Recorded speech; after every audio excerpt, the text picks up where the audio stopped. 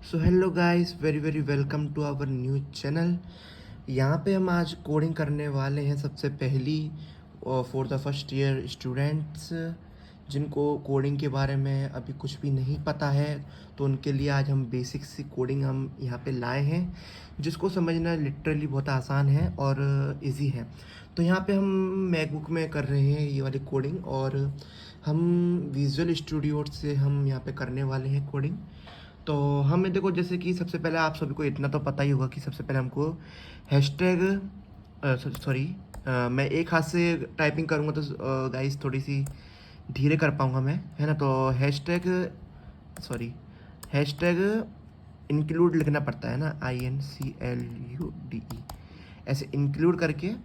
और यहाँ पे हमें ये वाला साइन लगा के STDIO.H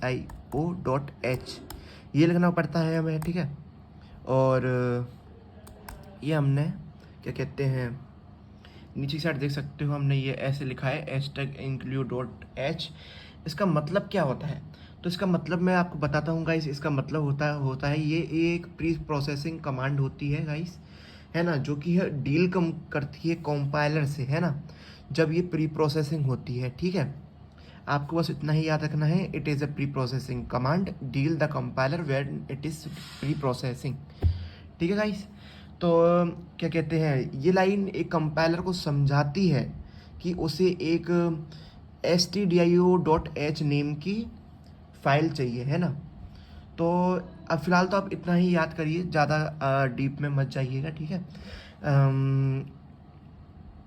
जैसे कि देखो गाइस, stdio.h के कंटेंट्स की ज़रूरत है इस प्रोग्राम को पढ़ती है, तो उसमें इंक्लूड कर देती है ये, है ना। मतलब ये बताती है कि हमको stdio.h की कंपोनेंट्स की ज़रूरत है, तो उसको प्रोग्राम के साथ इंक्लूड कर दो, है ना।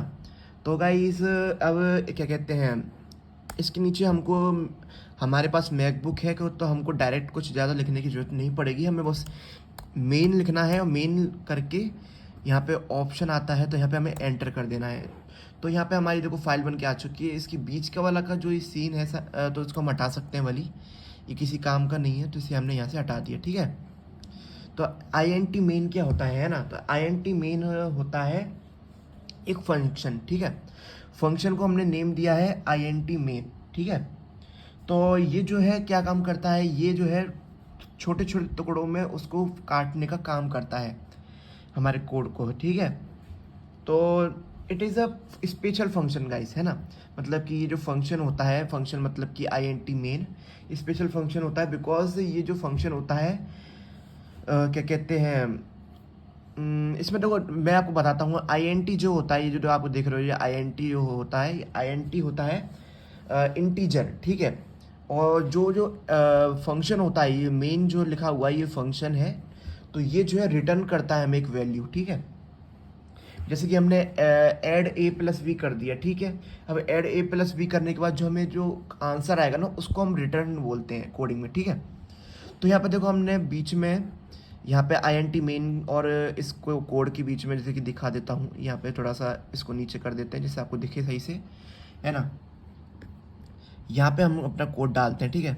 चलो तो इसको बैक करके यहाँ पे हमने कोड डाला, जैसे कि चलो ठीक है, हेलो वर्ल्ड हम यहाँ पे करते हैं ना। हेलो वर्ल्ड सबसे ज़्यादा आसान कोडिंग हम कह सकते हैं स्टार्टिंग की, ठीक है। तो यहाँ पे हमने हेलो वर्ल्ड यहाँ पे लिखा, क्या कहते हैं, प्रिंट एफ, है ना। प्रिंट एफ करके हमने यहाँ पे ब्रैकेट स्टार्ट किया, और यहाँ पे लिख दिया सबसे पहले हमको ये वाले ऊपर वाले कॉमे लगाने हैं। इसके बाद हमें लिख देना है हेलो, कुछ भी लिख सकते हो, है ना, हेलो करके। हेलो जैसे कि मैंने लिख दिया हेलो हर्ष, है ना, मेरा नाम हर्ष है, तो मैंने हेलो हर्ष लिख दिया, और इसके आगे हमने लगा दिया ये वाला साइन, ठीक है। चलो, और यहाँ पे हमने इतनी भी, ये देखो जो बेसिक सा प्रोग्राम है जो कि हमने रन करने वाले हैं अब, ठीक है। तो यहाँ पे हमने रन करने के लिए यहाँ पे क्लिक किया, और ये देखो गाइस, यहाँ पे हमारा लिखा आ गया है हेलो हर्ष। तो गाइस ये आपने हमारी बेसिक सी कोडिंग थी, जो कि आज हमने आपको बताई थी, ठीक है।